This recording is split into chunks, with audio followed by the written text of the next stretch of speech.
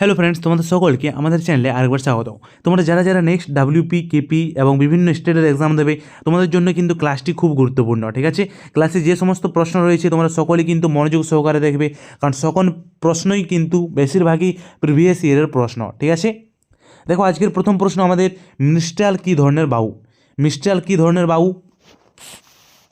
সঠিক উত্তর মিস্ট্রাল হচ্ছে, এটা হচ্ছে আমাদের একটা স্থানীয় বায়ু। ঠিক আছে, যেটা সাধারণত আমাদের ইউরোপের ফ্রান্স, স্পেন এইসব দেশে কিন্তু এই বায়ু কিন্তু দেখতে পাওয়া যায়। ঠিক আছে, এছাড়াও তোমরা মনে রাখবে বেশি কিছু আমাদের গুরুত্বপূর্ণ আমাদের স্থানীয় বায়ু, সেগুলো হচ্ছে আমাদের বোরো। ঠিক আছে, বোরা বা বোরো। ঠিক আছে, এছাড়াও রয়েছেন ব্লিজার্ড, ব্লিজার্ড।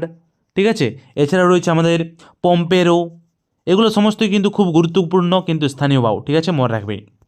দেখো নেক্সট, ভারতের প্রথম মহিলা আইপিএস অফিসার কে? সঠিক উত্তর আমাদের অপশন সি, কিরণ বেদি হচ্ছে ভারতের প্রথম মহিলা আইপিএস অফিসার। মার্কো পোলো কোন দেশের লোক ছিলেন? মার্কো পোলো কোন দেশের লোক ছিলেন? এটা কিন্তু এসএসসি সিপিও এক্সামে কিন্তু এসেছিল প্রিভিয়াস ইয়ারে। ঠিক আছে, যে মার্কো পোলো কোন দেশের লোক ছিলেন, তো তিনি মনে রাখবেন আমাদের ইতালির আমাদের ভেনিস শহরের লোক ছিলেন এই মার্কো পোলো। ঠিক আছে, তিনি একজন পর্যটক ছিলেন, ইতালির পর্যটক ছিলেন এই মার্কো পোলো। ঠিক আছে, মনে রাখবে, গুরুত্বপূর্ণ। অ্যান্ড দেখলাম আমাদের কিছু গুরুত্বপূর্ণ পর্যটক। ইবন বতুতা মরক্কো থেকে ভারতে এসেছিলেন মোহাম্মদ বিন তুগলকের সময়। ঠিক আছে, অল বিরুনি আরব থেকে এসেছিলেন। এছাড়াও দেখো সুলেমান আরব থেকে এসেছিলেন, এটাও কিন্তু পড়ে। ঠিক আছে, নিকোলো কন্টি তিনি ইতালি থেকে এসেছিলেন, এটাও কিন্তু এক্সামে দেয়। ঠিক আছে, কৃষ্ণদেব রায়ের সময় তিনি এসেছিলেন। এছাড়াও রয়েছে আমাদের টমাস রো, এটাও আছে জাহাঙ্গীরের সময় ভারতে এসেছিলেন ইংল্যান্ড থেকে। ঠিক আছে, পিটার মান্ডি ইংল্যান্ড থেকে এসেছিলেন শাহজাহানের সময়। ঠিক আছে, মানুচি, নুনিস। ঠিক আছে, বারবোসা এটা আসে যে পর্তুগাল থেকে তিনি ভারতে এসেছিলেন। ঠিক আছে, এগুলো উইলিয়াম হকিং সেটাও আসে যে ইংল্যান্ড থেকে জাহাঙ্গীরের সময় ভারতে এসেছিলেন। ঠিক আছে, তো জাহাঙ্গীরের সময় যে দুজন এসেছিল টমাস রো এবং উইলিয়াম হকিংস, এই দুটাও কিন্তু তোমাদের এক্সামে কিন্তু আসে। ঠিক আছে, নেক্সট দেখো, বীরবল ছদ্মনামে কে পরিচিত? সঠিক উত্তর আমাদের অপশন বি, প্রমথ চৌধুরী বীরবল ছদ্মনামে পরিচিত ছিলেন। 5 নম্বর প্রশ্ন, প্লবতা সর্বদা ড্যাশ। প্লবতা সর্বদা কি করে? তো মনে রাখবে, প্লবতা সর্বদা ঊর্ধ্বমুখী। ঠিক আছে, মানে প্লবতা ঊর্ধ্বমুখী বল প্রয়োগ করে। ঠিক আছে, দেখো প্লবতা কি? তো প্লবতা বলতে একটি বস্তুকে তরল নিমজ্জিত করলে বস্তুর উপর তরল কর্তৃক যে ঊর্ধ্বমুখী লব্ধি বল ক্রিয়া করে সে বলকে বোঝায় প্লবতা। ঠিক আছে, একে আর্কিমিডিসের সূত্র বলেও আখ্যায়িত করা হয়। ঠিক আছে, তো মনে রাখবে, কোনো একটা বস্তুকে তরল যদি ফেলে দেওয়া হয়, তো তরল বস্তুটির উপর একটি ঊর্ধ্বমুখী বল ক্রিয়া করে, তো এটাই হচ্ছে আমাদের প্লবতা। ঠিক আছে, মনে রাখবে, প্লবতা সমান কি? প্লবতা সমান হয় আমাদের দেখো পিজিভি। ঠিক আছে, যার এখানে পি মানে কি? পি মানে হচ্ছে ফ্লুইড ডেন্সিটি। ঠিক আছে, বা তরলটির ঘনত্ব। অ্যান্ড জি মানে হচ্ছে আমাদের অভিকর্ষজ ত্বরণ। ঠিক আছে, অ্যান্ড ভি মানে হচ্ছে আমাদের তরলটির আয়তন। ঠিক আছে, মনে রাখবে। নেক্সট, তোমাদেরকে এখানে বলে দিই যে জাহাজ কিন্তু তোমরা দেখবে এক টুকরো আমাদের এক টুকরো বল, লোহার বল। ঠিক আছে, তোমরা যখন জলে ফেলে দেবে সেটা কিন্তু ডুবে যাবে, কারণ সেখানে কিন্তু প্লবতা বল বেশি প্রয়োগ করা হয় না। ঠিক আছে, বাট যখন একটা পুরো জাহাজকে তোমরা কিন্তু জলে রাখবে, জাহাজে কিন্তু আয়তন বেশি। ঠিক আছে, জাহাজের আয়তন বেশি, তাই সেখানে কিন্তু ভিটাও বেশি। ঠিক আছে, তো ভিটা বাড়ছে, তাই কিন্তু আমাদের প্লবতা বলও কিন্তু বাড়ে। ঠিক আছে, তাই কিন্তু জাহাজটি আমাদের ডুবে যায় না। ঠিক আছে, বাট আমাদের একটা ছোট্ট লোহার বল কিন্তু ডুবে যায়। ঠিক আছে, নেক্সট দেখো, লেডের আকরিক হলো ড্যাশ। লেডের আকরিক কি? তো মনে রাখবে, গ্যালেনা হচ্ছে লেডের প্রধান আকরিক। ঠিক আছে, অ্যান্ড তোমাদেরকে বলে দিই, এই গ্যালেনা এটা কিন্তু আমাদের লেড সালফাইড নামেও পরিচিত। ঠিক আছে, মানে লেড সালফাইড এর আমাদের প্রাকৃতিক রূপ হচ্ছে আমাদের গ্যালেনা। ঠিক আছে, যাকে কিন্তু লেড গ্লান্স নামেও পরিচিত, যেটা লেড গ্লান্স নামেও পরিচিত, অ্যান্ড এটার সংকেত হয় PbS2। ঠিক আছে, গুরুত্বপূর্ণ, মনে রাখবে। দেখো, ব্রোঞ্জ হলো একটি সংকর ধাতু যাতে থাকে ড্যাশ। ব্রোঞ্জে কি কি থাকে? তো মনে রাখবে, ব্রোঞ্জে কপার এবং টিন থাকে। ঠিক আছে, খুব গুরুত্বপূর্ণ। কাকা সাহেব নামে পরিচিত ছিলেন ড্যাশ। কে কাকা সাহেব নামে পরিচিত ছিলেন? তো মনে রাখবে, VG যোশী কাকা সাহেব নামে পরিচিত ছিলেন। ঠিক আছে, অ্যান্ড নানা সাহেব নামে কে পরিচিত ছিলেন? মনে রাখবে, নানা সাহেব নামে পরিচিত ছিলেন বালাজি বাজিরাও। ঠিক আছে, আমাদের বালাজি বাজিরাও মারাঠা পেশোয়া বালাজি বাজিরাও কিন্তু আমাদের এই নানা সাহেব নামে পরিচিত ছিলেন। ঠিক আছে, অ্যান্ড বাংলা নানা সাহেব নামে কে পরিচিত ছিলেন? তো তিনি ছিলেন আমাদের রামরতন মল্লিক। ঠিক আছে, খুব গুরুত্বপূর্ণ, মনে রাখবে। বাংলার কৌলিন্য প্রথা কে চালু করেন? কৌলিন্য প্রথা কে চালু করেন? সঠিক উত্তর আমাদের বল্লাল সেন কৌলিন্য প্রথা চালু করেন। পোলিও টিকা কে আবিষ্কার করেছিলেন? জোনাস সল্ক পোলিও টিকা আবিষ্কার করেছিলেন। দেখো নেক্সট প্রশ্ন, অ্যাসিড ও অ্যালকোহলের বিক্রিয়ায় সৃষ্টি হয় ড্যাশ। অ্যাসিড ও অ্যালকোহলের বিক্রিয়ায় কি উৎপন্ন হয়? সঠিক উত্তর অ্যাসিড ও অ্যালকোহলের বিক্রিয়ায় মনে রাখবে এস্টার এবং জল উৎপন্ন হয়। ঠিক আছে, খুব গুরুত্বপূর্ণ এক্সামে আসে, গ্রুপ ডিতে এসেছিল, আরআরবি গ্রুপ ডিতে। ঠিক আছে, তো মনে রাখবে যে অ্যাসিড ও অ্যালকোহলের বিক্রিয়ায় এস্টার এবং জল উৎপন্ন হয়। ঠিক আছে, নেক্সট, ক্ষমতার একক কী? ক্ষমতার একক হচ্ছে আমাদের ওয়াট। ঠিক আছে, ওয়াট। অ্যান্ড তোমাদের ক্ষমতার ইন্ডাস্ট্রিতে আমাদের শিল্প কারখানায় ক্ষমতার ব্যবহারিক একক কী? সেটা হচ্ছে আমাদের হর্স পাওয়ার। ঠিক আছে, বা অশ্ব ক্ষমতা। ঠিক আছে, অ্যান্ড 1 HP সমান হচ্ছে 746 ওয়াট। এটাও মনে রাখবে তোমরা, এটা কিন্তু এক্সাম আসে। ঠিক আছে, নেক্সট, টার্জেন চরিত্রটি কে সৃষ্টি করেন? টার্জেন চরিত্রটি কে সৃষ্টি করেন? সঠিক উত্তর এডগার রাইস বড়োই আমাদের এই টার্জেন চরিত্রটি সৃষ্টি করেন। এডগার রাইস বড়োই। ঠিক আছে, মনে রাখবে। কেইবুল লামজাও জাতীয় উদ্যানটি কোন রাজ্যে অবস্থিত? Very very important, star mark দিয়ে রাখবে 5টা। ঠিক আছে, তোমরা জেনে রাখবে ডাব্লিউপি বা কেপিতে এই প্রশ্নটি তোমাদের আসবেই। ঠিক আছে, যে কেইবুল লামজাও জাতীয় উদ্যান কোথায় অবস্থিত? এটা মণিপুরে অবস্থিত। ঠিক আছে, এখানে অবস্থিত লোকটাক হ্রদ আরও বেশি ইম্পর্ট্যান্ট। ঠিক আছে, যে লোকটাক হ্রদ কোথায় অবস্থিত? যেটা আমাদের ফ্লোটিং লেক, ভারতের একমাত্র ফ্লোটিং লেক লোকটাক লেক, এটা কোথায় অবস্থিত? সেটা কিন্তু মণিপুরে অবস্থিত। ভেরি ভেরি ইম্পর্ট্যান্ট, ফুড এসআইয়ে 2বার কি 3বার এটা এসেছিল। ঠিক আছে, খুব গুরুত্বপূর্ণ। দেখো নেক্সট, স্তন্যপায়ী প্রাণীর স্নায়ুকোষ সর্বদা যে দশায় থাকে সেটি হলো, তোমরা সকলেই জানো যে স্নায়ুকোষ কিন্তু কোনোদিনই বিভাজিত হয় না। ঠিক আছে, তো কোষের আমাদের কোন দশায় কোনোদিন বিভাজিত হয় না কোষ?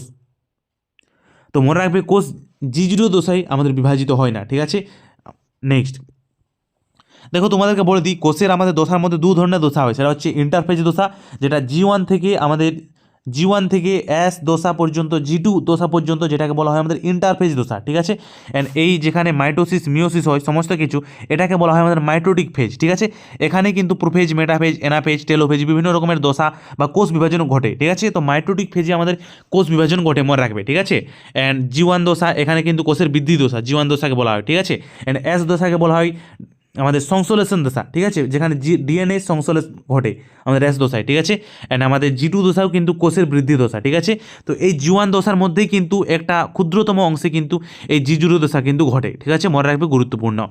এই G0 দশায় কিন্তু কোনো রকম কোষ বিভাজন বা কোষের বৃদ্ধি কিন্তু হয় না। ঠিক আছে, মনে রাখবে।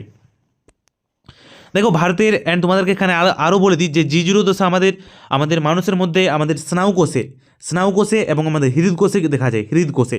ঠিক আছে, মনে রাখবে, যেখানে হৃদকোষেও কিন্তু আমাদের কোষ বিভাজন হয় না। ঠিক আছে, নেক্সট, ভারতের নীতি আয়োগ গঠিত হয় কত সালে? ভারতের নীতি আয়োগ গঠিত হয় কত সালে? সঠিক উত্তর 2015 সালের 1 জানুয়ারি ভারতের নীতি আয়োগ গঠিত হয়।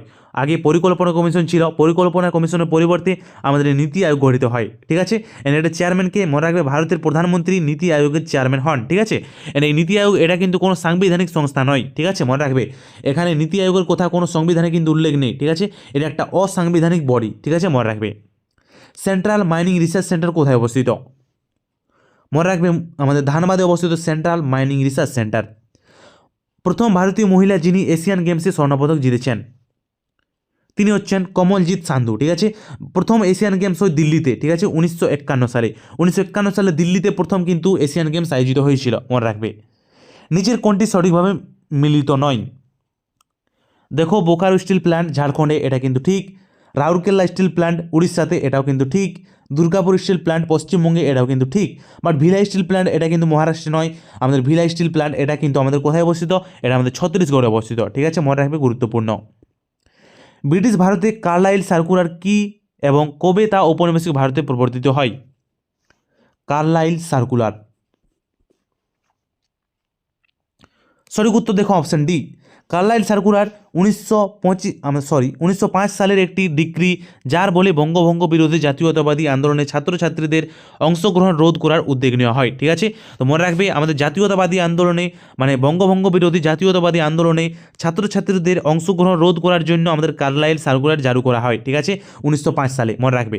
অ্যান্ড এটা বঙ্গভঙ্গের সাথে রিলেটেড। ঠিক আছে, অ্যান্ড মনে রাখবে, বঙ্গভঙ্গ হয় 1905 সালে। কে জারি করেন? তিনি হচ্ছেন লর্ড কার্জন বঙ্গভঙ্গ শুরু করেন। ঠিক আছে, অ্যান্ড বঙ্গভঙ্গ শেষ হয় কবে? সেটা হচ্ছে 1911 সালে, লর্ড হার্ডিঞ্জের সময়। ঠিক আছে, গুরুত্বপূর্ণ। গ্লোবাল সল্টের রাসায়নিক নাম কি? গ্লোবাল সল্টের রাসায়নিক নাম কি? সঠিক উত্তর দেখো হবে আমাদের এটা সোডিয়াম সালফেট। সোডিয়াম সালফেট হচ্ছে আমাদের এই গ্লোবাল সল্টের রাসায়নিক নাম। ঠিক আছে, যার সংকেত হয় কি? সেটা হচ্ছে Na2SO4 10H2O। ঠিক আছে, 10H2O, যাতে কিন্তু 10 অণু জলের অণু থাকে, ঠিক আছে। অ্যান্ড এটা রাসায়নিক নাম হয় সোডিয়াম সালফেট বা সোডিয়াম সালফেট ডেকাহাইড্রেট, ঠিক আছে, মনে রাখবে, গ্লোবাল সল্ট। দেখো নেক্সট প্রশ্ন, অপারেশন ফ্লাড বলতে বোঝায় কি? অপারেশন ফ্লাড বলতে কি বোঝায়? সঠিক উত্তর অপশন সি, প্রচুর পরিমাণে দুগ্ধ উৎপাদন করা হয় অপারেশন ফ্লাড বলতে, ঠিক আছে। অ্যান্ড তোমাদেরকে বলে দিই, ভারতীয় অপারেশন ফ্লাডের জনক কি? তিনি হচ্ছেন ভার্গিস কুরিয়ান, ঠিক আছে। ভার্গিস কুরিয়ান হচ্ছে আমাদের দুগ্ধ বিপ্লবের জনক, ঠিক আছে। নেক্সট, রেলওয়ে প্রোটেকশন ফোর্স এর ডাইরেক্টর জেনারেল পদে কে নিযুক্ত হয়েছেন? সঠিক উত্তর আমাদের অপশন ডি, মনোজ যাদব। দক্ষিণ ভারতের কোন অঞ্চলটিতে সর্বাধিক কৃষি উৎপাদন করা হয়? সর্বাধিক কৃষি উৎপাদন করা হয় কোন অঞ্চলটিতে? সঠিক উত্তর তামিলনাড়ু উপকূলে, মনে রাখবে। জিকা ভাইরাস এর মাধ্যমে ছড়ায়। জিকা ভাইরাস কার মাধ্যমে ছড়ায়? সঠিক উত্তর আমাদের মশার মাধ্যমে ছড়ায় আমাদের এই জিকা ভাইরাস, ঠিক আছে, গুরুত্বপূর্ণ, মনে রাখবে। দেখো 26 নম্বর আমাদের প্রশ্ন রয়েছে, বর্তমানে পশ্চিমবঙ্গে কতগুলো রিজনাল রুরাল ব্যাংক রয়েছে? মানে কতগুলো গ্রাম্য ব্যাংক রয়েছে পশ্চিমবঙ্গে? সঠিক উত্তর 3টি গ্রাম্য ব্যাংক রয়েছে। সেগুলো কি কি? সেগুলো রয়েছে আমাদের বঙ্গীয় গ্রামীণ বিকাশ ব্যাংক, ঠিক আছে। এছাড়া রয়েছে আমাদের কি? পশ্চিমবঙ্গ গ্রামীণ ব্যাংক, পশ্চিমবঙ্গ গ্রামীণ ব্যাংক।